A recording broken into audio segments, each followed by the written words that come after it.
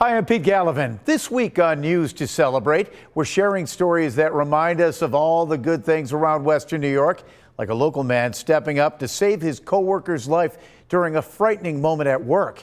And we spend some time with two Buffalo Sabres players as they prepare to chase gold at the Winter Olympics. Plus, with Valentine's Day here, love is in the air across our community. It's all coming up on News to Celebrate. It was a beautiful day. I had a great mood. Everything was good. And I was just doing a 4-hour shift, come in to help put freight away and what have you. November 18th, 2025 was like any other day for Jim Schroeder, working his shift at Lowe's in Orchard Park, until everything changed. Jerry said, Jimmy, take care of the desk and work in aisle 7. He goes, I'll be around the corner. And good thing he was, because it wasn't 15 minutes after that I hit the floor. Schroeder was having a heart attack. His coworker, Jerry Breen, immediately stepped in to help. I didn't know what to do, but I knew something had to be done. So I just had to do something. And he seemed to be struggling, so CPR seemed to be the first thing to do. Today, Jerry was honored with the Heart Saver Hero Award for stepping in and saving a life in the community. This award really is able to celebrate someone who was a bystander, who jumped in and was a lifesaver. Schroeder's daughter, Amanda, spoke on his behalf today, thanking Breen for his courage. Because of your courage and your bravery to act.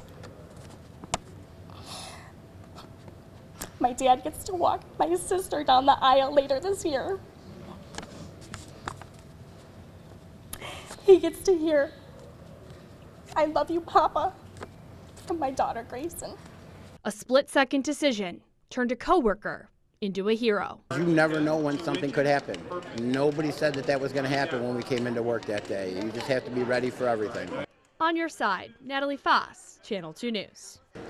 We are behind the scenes at Fowler's Chocolates, part of Western New York since 1910. Do you get the Willy Wonka or the Lucy skit reference the most? What do you?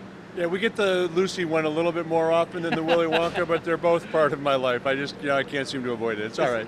Busy time of year, certainly, for you guys. So what line are we standing by now? This is an enrobing line where we coat things in chocolate. We're doing some hand-dipped strawberries today. This line does all our sponge candy, caramels, creams. Anything that gets covered in chocolate gets done here on this machine that you're resting on. And today it's chocolate-covered strawberries in preparation for Valentine's Day. What's is the biggest day for you? It can be. It's always right up there with, say, Good Friday or maybe. Oh, sure, for Easter, of course. Yeah. So there's a couple really big days in our calendar. We're ready for them, and we prepare them. They don't show up out of the blue. We know when they're coming, and we do our best to be ready. Over 100 years in Western New York. Who started this? It was started by the Fowler's family, back at the turn of the century. Actually, before 1910, Joseph Fowler came over and was selling his goods outside of the Pan American Exposition, or so I'm told. And then he formed a real company, 8 or 9 years later, that became Fowler's Chocolates over on the east side of Buffalo and Jefferson Avenue. We spent a little bit of time in West Seneca, and we moved it here in '94. Did he do sponge candy way back then, too?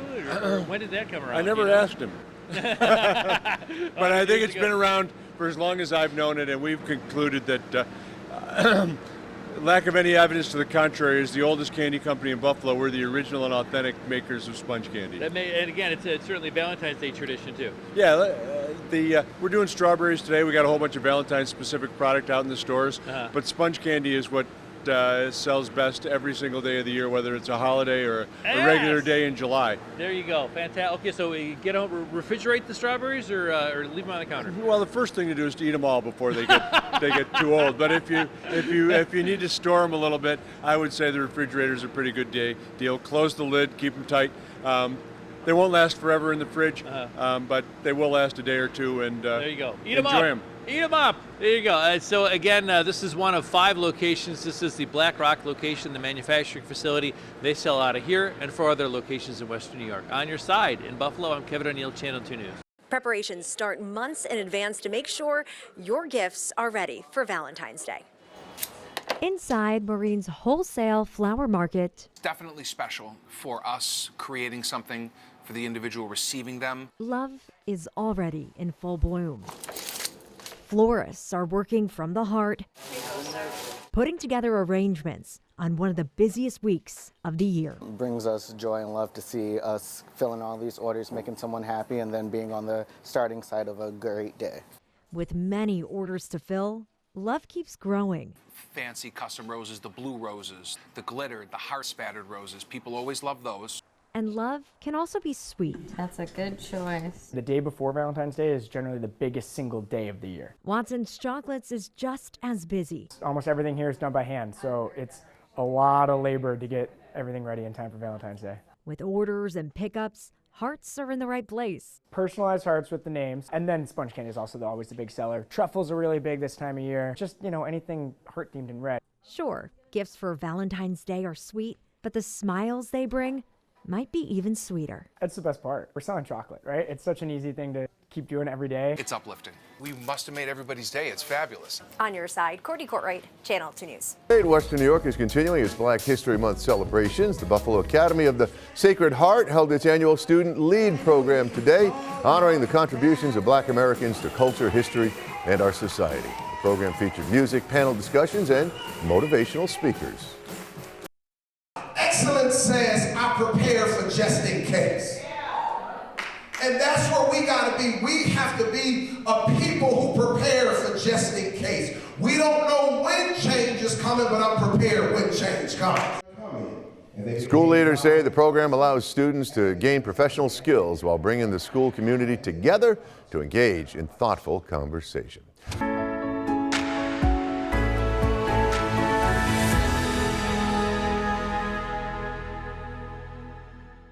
As Olympians prepared for the 2026 Winter Olympics bobsled events, you may have spotted a familiar logo, the Kodak name front and center on Team USA's sled. And while that appearance caught some attention, Kodak's connection to the Olympic Games runs deep, with a long history. So every 4 years you see the Olympic logos on their various products. Todd Gustafson, curator of the technology collection at the George Eastman Museum, showed us artifacts from Kodak's 115-year sponsorship of the Olympic Games. The company was a major sponsor from 1893 until 2008. So you'd see it on film packaging, also processed slide boxes. They also sold Kodak-sponsored Olympic watches. So real cameras and one-time use cameras. Growing up in Western New York, you may remember seeing pieces of Kodak Olympic memorabilia, especially the pins. There will always be Kodak pins around. If you look on eBay, you'll see literally hundreds, if not thousands of them for sale, and it's different ones for every year. Mike Champlin, Kodak alumni, has a collection of Olympic memorabilia that he shared with us at the University of Rochester. Sort of an embarrassment of riches because many of the pins that I received usually came from people that I had created a video for, which explained what they did at the Olympics. Even though they may not have the Kodak logo anymore, that tradition continues between the athletes to this day. What more people are doing is Disney has a lot of pins and they trade them with one another, and that's really kind of what these were. These were just little gestures of thanks from one division to someone like me who was working for them. Champlin said that the Western New York weather always gave Kodak a leg up when it came to developing new products, especially those used in the Winter Games. I think that when we say Olympics, we're just naturally keyed in on the Summer Olympics, but it's really the Winter Olympics where Kodak shined. Aaron Fisher, Special Collections Librarian at the University of Rochester, says Kodak's deep roots in Western New York still live on through the alumni who remain in the region and continue to share their stories. Kodak Historical Collection wouldn't be what it is without people in the community supporting it, also giving us information, and it really is a collaboration with the community when it comes to this collection. Now, while this sled can't be used during the actual Milan Games due to IOC rules that actually prevent any advertisements being on the bobsleds, it's still an important part of Western New York history, making its way to the global stage. On your side in the studio, Natalie Foss, Channel 2 News. What does it mean to you to be an Olympian again? No, it's definitely a dream come true, especially being from Sweden. It's probably the biggest thing you can win back home. So it's, you always look at Olympics when he was a kid, and looked up to all the Swedish stars, and it's for sure a dream come true. Do you have a greater appreciation this time than the first time in 2018? I think so, definitely. Being 17, I didn't really appreciate everything that was happening around it. playing the games. I really did not understand how big it was, so this time I'm definitely going to enjoy it more. What do you remember from being a part of the games in Pyeongchang? Not much, honestly. I didn't play very much, but you know, it was just cool being around those guys, and I remember I learned a lot on and off the ice. What are your Olympic memories growing up as someone in Sweden? You had the 2006, I think it was 1994. Like, there's so many memories from the Olympics that are a huge part of Swedish history. So a lot of them, 14. So it's a lot of memories. Can you appreciate in the moment what it means to now be part of that history? And as you said, something that is held in such high regard within your country. What it means? Yeah, the appreciation of you are now part of the national team that is representing your country in the Olympics, and those memories that you were talking about made you want to be an Olympian. Now you are in those shoes yourself. Yeah, no. Like I said, being from Sweden, that was the biggest thing you could be a part of. So I remember Ledström, Forsberg, Zetterberg, all those guys, Sundin, legends. They all played Olympics, and you look up to them, and those were the guys who were playing street hockey and stuff like that. So it's an honor, obviously, and it's a dream come true. What are you most looking forward to this time around? Winning. Simple, just winning. Yeah, honestly, that's all I really care about this time. I haven't won a lot in my hockey career. I have some stuff when I was younger, but I need something bigger.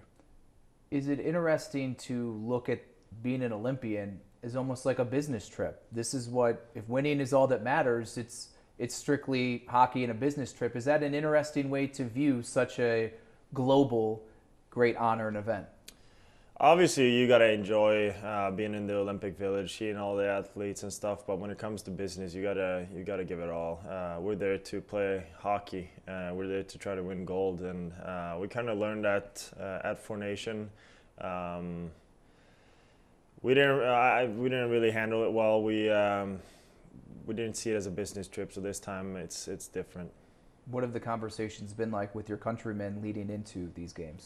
We've had a few meetings. We're well prepared of what's coming. It's going to be a tight schedule, not a lot of practices. So we're prepared, and we're ready to rock. You're representing Sweden, but in another way, you're representing the Sabres. What does it mean to you to represent this organization, especially with some other teammates on other of their country's teams on that scale? Yeah, no, it's definitely a part of it, and you know, I'm going to try to play as good as I can and make the Sabres proud.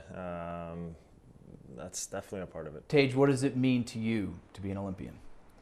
Yeah, it means a lot. I think anytime you get to wear your home country and represent where you're from, I think it's always something that's bigger than yourself, and to do it at the highest stage, I think, is a tremendous honor, and yeah, definitely couldn't be more excited. I'm sure it's something you've been thinking about and striving for quite some time. When you got the call, did it hit you the same way maybe you anticipated it would?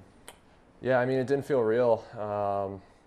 I think it's obviously a goal of many guys to play in the Olympics and to reach that achievement. But I think the last couple of years, I think when it really sunk in that it's within my grasp that it could be a possibility for me is when I really started to think about it.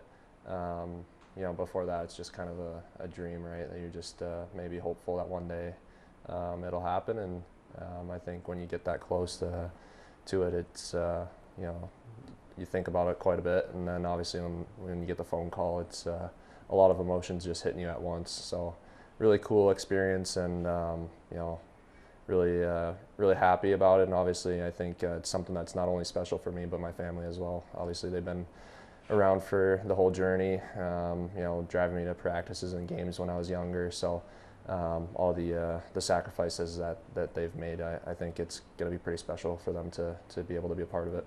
Everyone wants everything to come easy. Hey, I made the NHL, I'm successful, I make Team USA, you just check off all the goals. But do you think you appreciate this honor more because it wasn't easy to get here? Yeah, I mean, I think anything you achieve usually isn't easy. You know, you're competing against the best in the world whenever you're representing your country. And I think obviously USA Hockey's been growing a lot in, you know, the last 10, 15 years, and to be honored like that, to represent your country at the highest level is a huge honor, and definitely means a lot more than maybe some of the other things that I've been selected for. How much did the 4 nations add fuel to that fire? Yeah, for sure.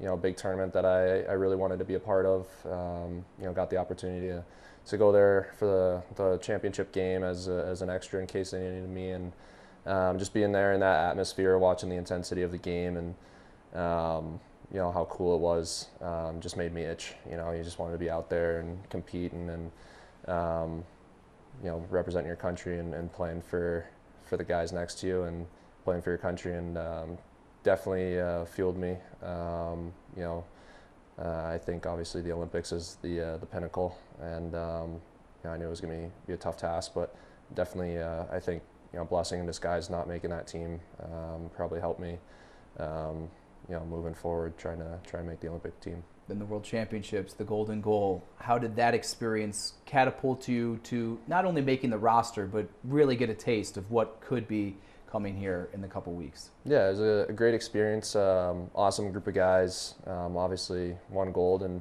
haven't done that since 1933. So a really special moment for all of us. And I think anytime you get the opportunity to you know, play for your country, you don't want to turn it down. You know, one day you're going to look back and wish that you would have done it maybe if you've, you know, passed up on it. So you always want to, you know, get those you know, those tournaments, and because one day you'll look back and miss it. And no, I think obviously the way that the tournament went and you know, the way I played, I think helped propel me to get my name maybe somewhere in the mix for the Olympic team. What are your Olympic memories from growing up, and when you think about playing for Team USA or just watching the games in general, what do you think of? Yeah, I mean, I think growing up, you know, watching the Winter Olympics, I think for me in particular, remember Shaun White, that was probably one of the biggest things that stuck out to me, watching that. And then from a hockey standpoint, TJ Oshie in the shootout, you know, that was a very memorable experience for me, watching that, and just, you know, watching, pretending that maybe you're in that same situation one day in a shootout, trying to win it for Team USA. So I think that's something that every kid, you know, pretends to do in their driveway or, you know, in the basement playing knee hockey or mini sticks or whatever. So some very cool memories, you know, I got to share with my brother watching those, and you know, obviously now I'm in a situation where it's you know, a legit dream come true. What are you most looking forward to about being an Olympian?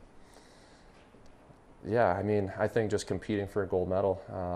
You know, I think anytime you get selected, it's an honor in itself, but you want to go over there to win. I think we're all competitors. We're all, you know, the best for a reason, and you want to go over there and win. So that's what gets me the most excited, because I think we have a really good roster to do it. So I think that's probably what gets me excited the most. You're obviously representing your country, the highest honor, but do you feel you're also representing this organization as one of the few guys that is playing on the international's highest stage? Yeah, I think anytime you know, you leave and go do something, you're always representing, you know, your name, your family, the team that you play for, and I think, you know, obviously there's a lot of great players on our team that are going over there too. So it'll be a unique experience, you know, being on the other side of them, competing against them, and then coming back here playing with them. So it's something cool. I feel like hockey's a very small world where you get the opportunity to play with and against guys, and you know, form bonds that are pretty special. I made a lot of great friends here in Buffalo, and excited for the opportunity to, you know, compete against them.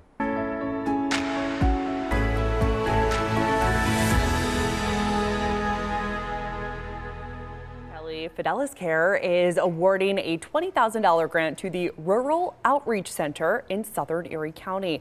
This will help launch a pilot program bringing mobile health monitoring and screening services to underserved areas in Western New York. The goal is to improve access to care and address higher rates of chronic disease in rural populations. 2/3 of our funding come from individuals or come from foundation grants. So it's extremely crucial to our survival or to our ability to provide services for the rural population. Now, this funding is part of a $130,000 initiative supporting preventative care programs in rural communities across New York State. Interactive exhibit is now open at Explore and More Children's Museum in Buffalo. Move the Milk is on the museum's 4th floor. It lets kids follow the journey of milk, from milking a cow and pasteurizing the milk to bottling and labeling. Organizers say the exhibit highlights modern dairy farming and the technology behind getting milk from the farm to your fridge. When we do an exhibit, it's like, what message do we want to send? What are kids going to take away? What are our families going to take away? And I am really proud of this. This exhibit didn't come just because Explore More did it. It was because there was weekly calls, conversation. What kind of cow? What's the colors? What messaging? And it just came to this, and it's spectacular. The museum is open 10 to 4 Wednesday through Friday, 10 to 5 on Saturdays, and 10 to 4 on Sundays. Well, if you're still looking for something to do with your Valentine, how about a night of live music? Starring Buffalo is putting on a special cabaret show in Williamsville this weekend called Broadway Love Songs, and the performance features fan favorite romantic hits from musicals spanning multiple decades and genres. I'm a performer in the show. There's 6 of us. Some of the songs you'll hear are things from Les Mis, Phantom of the Opera, a lot of stuff from, oh my goodness, Avenue Q. So there's a wonderful selection of music, so it's going to be great. Performances run Friday, Saturday, and Sunday. Tickets are on sale for just $35 on Starring Buffalo's website. And the Buffalo Museum of Science is celebrating Engineers Week with a high-flying twist from February 15th through the 21st. The museum will host Acrobatic Science Live. It features performers who use flips and stunts to bring physics to life. Organizers say it's just as fun as it is educational. It is moments like these, courage, love, and hometown pride, that remind us just how special this community truly is. Thanks for watching. We'll see you next time on News to Celebrate.